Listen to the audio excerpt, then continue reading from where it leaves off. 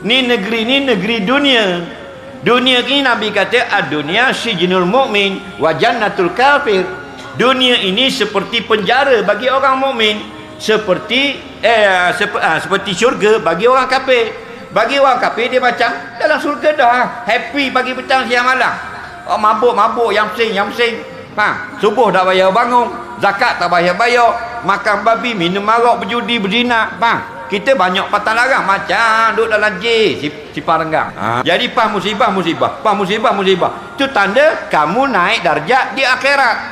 Tidak ada satu musibah yang menimpa orang mukmin melainkan padanya pahala di sisi Allah. Sehingga Nabi kata walaupun duri yang kecil mencocok jarimu, kita kena duduk selumbuk. Aduh, aluh ya, ampun dosa dan naik martabat kita di sisi Allah.